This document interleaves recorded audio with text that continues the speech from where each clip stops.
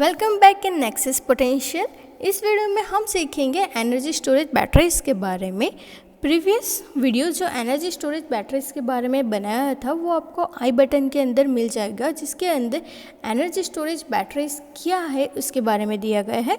अब इस वीडियो में हम इलेक्ट्रिकल कैरेक्टरिस्टिक सीखेंगे बैटरी की। तो चलिए अब हम देखते हैं कि लीड एसिड बैटरी की इलेक्ट्रिकल कैरेक्टरिस्टिक कौन सी है। तो उसमें है EMF, terminal voltage, internal resistance, capacity, efficiency. इन सभी के बारे में हम बारी बारी से देखेंगे। अब हम ईएमएफ के बारे में देखेंगे। तो ईएमएफ मतलब इलेक्ट्रोमोटिव फोर्स।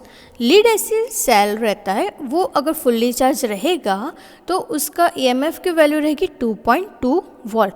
अगर सेल डिस्चार्ज होना स्टार्ट करेगा तो प्रोग्रेसिवली ये वोल्टेज भी डिक्रीज होना स्टार्ट करेगा।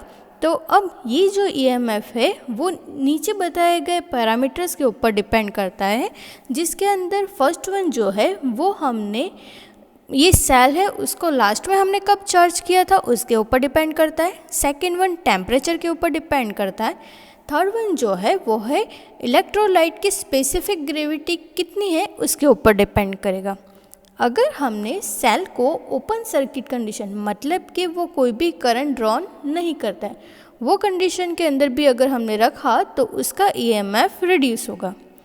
सेकेंड वन है कि अगर स्पेसिफिक ग्रेविटी जो है इलेक्ट्रोलाइट की अगर वो इंक्रीज करेगी तो सेल की ईएमएफ भी इंक्रीज करेगी। साथ में अगर ईएमएफ को हमें इंक्रीज करना है तो टेम्परेचर जो है वो भी हमें थोड़ा ज़्यादा रखना होगा। अब हम देखेंगे टर्मिनल वोल्टेज के बारे में। तो आपको फिगर नंबर 1 के अंदर दिखाया गया है कि टर्मिनल वोल्टेज जो है उसको VT से रिप्रेजेंट किया है, ईएमएफ को कैपिटल E, सेल के इंटरनल रेजिस्टेंस को स्मॉल r के फॉर्म में रिप्रेजेंट किया गया है। तो ये जो फिगर A है वो है सेल को एक सर्किट के फॉर्म में दिखाया गया है वो। अब टर्मिनल वोल्टेज का इक्वेशन जो है वो है VT is equal to cell का जो ईएमएफ मिल रहा है वो E माइनस सर्किट के अंदर से जो करंट फ्लो करेगा करंट IL इनटू जो भी सेल का इंटरनल रेजिस्टेंस है वो small r। So final equation क्या होता है टर्मिनल वोल्टेज का? VT is equal to E minus IL into R। अब नो लोड कंडीशन रहेगी, मतलब कि हमने टर्मिनल के पास कोई भी लोड कनेक्ट नहीं किया है, तो उस टाइम पे क्या होगा कि जो लोड करंट IL की वैल्यू है वो रहेगी 0। अब वो 0 रहेगी तो ऊपर की जो इक्वेशन है उसके अंदर IL इंटू R वाला टर्म्स जो है वो 0 हो जाएगा।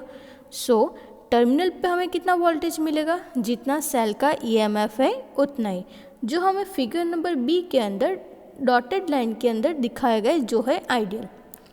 अगर जैसे जैसे लोड करंट IL इंक्रीज करेगा, मतलब कि हम टर्मिनल के पास लोड कनेक्ट कर रहे हैं, उसकी वजह से लोड करंट इंक्रीज हो रहा है, तो उसकी वजह से क्या होगा कि जो वोल्टेज ड्रॉप है वो voltage drop IL into R के पास प्रोड्यूस होना स्टार्ट हो जाएगा। तो उसकी वजह से जो टर्मिनल वोल्टेज है वो टर्मिनल वोल्टेज रिड्यूस होना स्टार्ट हो जाएगा। तो वो आपको फिगर नंबर B के अंदर दिखाया गया है कि प्रैक्टिकली नो लोड से लेके फुल लोड के बीच में कैसे टर्मिनल वोल्टेज की वैल्यू डिक्रीज करती है। लीड एसिड सेल अगर वोल्टेज उसका 1.8 वोल्ट हो जाए तो उसका डिस्चार्जिंग जो है वो स्टॉप कर देना चाहिए। सो लीड एसिड सेल है अगर वो फुल्ली चार्ज रहेगा तो उसका जो टर्मिनल वोल्टेज है वो हमें मिलेगा 2.2 वोल्ट। और अगर उसका वोल्टेज लेवल मतलब कि टर्मिनल वोल्टेज अगर 1.8 वोल्ट हो जाएगा तो उसको हमें फर्दर डिस्चार्ज होने से स्टॉप कर देना चाहिए। अब हम देखेंगे इंटरनल रेजिस्टेंस के बारे में। तो सेल के अंदर एक रेजिस्टेंस रहता है, वो करंट जो सेल के अंदर से फ्लो करता है उसको अपोज करने का काम करता है और उसको स्मॉल r के फॉर्म में हम डिफाइन करते हैं।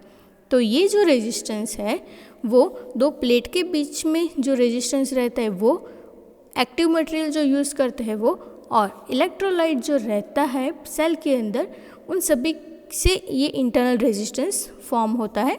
तब ये जो इंटरनल रेजिस्टेंस है उनको कौन से फैक्टर अफेक्ट करते हैं तो वो देखते हैं। तो फर्स्ट वन, प्लेट का एरिया कितना है वो। सेकेंड वन, इलेक्ट्रोलाइट की स्पेसिफिक ग्रेविटी कौन सी है। थर्ड वन, दोनों प्लेट के बीच में कितनी स्पेस रहेगी वो। अगर इंटरनल रेजिस्टेंस की वैल्यू स्मॉल रहेगी तो सेल के अंदर जो इंटरनल वोल्टेज ड्रॉप रहता है वो भी स्मॉल रहेगा। अब हम current capacity and sell rating के बारे में देखेंगे। तो नॉर्मली जो बैटरी है उसकी कैपेसिटी को एम्पियर आवर के अंदर, मतलब कि कैपिटल ए कैपिटल एच के अंदर डिफाइन करता है। तो नॉर्मली ये बैटरी की जो कैपेसिटी है वो constant discharge current and time, जब वोल्टेज लेवल जो है वो फाइनल डिस्चार्ज वोल्टेज से बिलो जाए, उन दोनों के बीच का मल्टीप्लिकेशन है उससे डिफाइन करते हैं। तो जब भी बैटरी का वोल्टेज डिस्चार्ज होने के प्रोसेस होता है तो नॉर्मली फाइनल डिस्चार्ज वोल्टेज से बिलो जाना नहीं चाहिए। अगर वो चला गया तो बैटरी की जो लाइफ रहेगी वो कम हो जाएगी। अगर बैटरी की कैपेसिटी 10 एम्पियर आवर है, मतलब कि ये जो बैटरी है वो एक आवर के अंदर 10 एम्पियर करंट फ्लो करवाएगा। अगर हमें ये 1 आवर की जगह पे 2 आवर चाहिए तो करंट का जो सप्लाई है वो 10 एम्पियर आवर से लेके 5 एम्पियर पे कन्वर्ट करना पड़ेगा।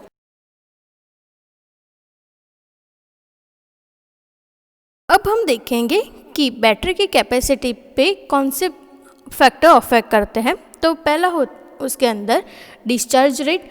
तो नॉर्मली क्या होता है कि एम्पियर आवर कैपेसिटी डिक्रीज होती है अगर डिस्चार्ज रेट ज़्यादा हुआ तो उसकी वजह से क्या होगा कि ये जो डिस्चार्ज रेट इंक्रीज होगा तो सेल की पोटेंशियल जो है वो सिग्निफिकेंटली डिक्रीज हो जाएगी और उसका रीज़न होगा इंटरनल लॉसेस। सेकेंड वन है टेम्परेचर। तो नॉर्मली टेम्परेचर इंक्रीज होता है तो एम्पियर आवर कैपेसिटी भी इंक्रीज रहती है। अब थर्ड हम देखेंगे इलेक्ट्रोलाइट डेंसिटी। तो नॉर्मली जो इलेक्ट्रोलाइट की डेंसिटी है वो डिसाइड करता है इंटरनल रेजिस्टेंस। सो अगर इलेक्ट्रोलाइट की डेंसिटी इंक्रीज हुई तो बैटरी की कैपेसिटी भी इंक्रीज रहेगी। फोर्थ वन जो है वो प्लेट के एरिया है। तो नॉर्मली प्लेट का एरिया अगर इंक्रीज हुआ तो बैटरी की कैपेसिटी भी इंक्रीज हो जाएगी। अब सेल की एफिशिएंसी है वो 2 डिफरेंट वैल्यूज़ के अंदर डिवाइड रहती है। जो फर्स्ट वन है वो एम्पियर आवर एफिशिएंसी है एंड सेकेंड वन जो है वो वाट आवर एफिशिएंसी है। तो एम्पियर आवर एफिशिएंसी को डिफाइन करते हैं कि ampere hour during the battery discharge divided by ampere our जब वो बैटरी चार्ज होगी तब जो उसको इनपुट एम्पियर आवर में मिलेगा वो। तो टिपिकली एम्पियर आवर की एफिशिएंसी है वो 90 to 95% अराउंड रहती है और जो 5 to 10% जो रिडक्शन हुआ वो बैटरी के लॉसेस की वजह से होता है वो है। सेकेंड वन जो है वो है वाट आवर या फिर एनर्जी एफिशिएंसी। तो नॉर्मली वाट आवर एफिशिएंसी को डिफाइन करते हैं ampere hour efficiency multiply by average cell voltage जब वो डिस्चार्ज होता है तब divided by average cell voltage जब वो चार्ज होता है तब। तो यही इक्वेशन को अगर हम मॉडिफाई करें तो एम्पियर आवर एफिशिएंसी का जो इक्वेशन था वो यहाँ पे हम पुट कर देते हैं। तो वाट आवर एफिशिएंसी का इक्वेशन क्या होगा, watt hour efficiency is equal to ampere hour during discharge multiply by average cell voltage while discharging divided by ampere hour input while charging multiply by average cell voltage while charging. तो normally watt hour efficiency जो है वो ampere hour efficiency से कम रहती है और उसकी value typically 75 to 80% रहती है। तो इस वीडियो में हमने इलेक्ट्रिकल कैरेक्टरिस्टिक जो लीड एसिड बैटरी है उसकी हमने देखी है। तो अगर आपको कोई क्वेरी हो तो आप कमेंट बॉक्स में जाके वो लिख सकते हैं।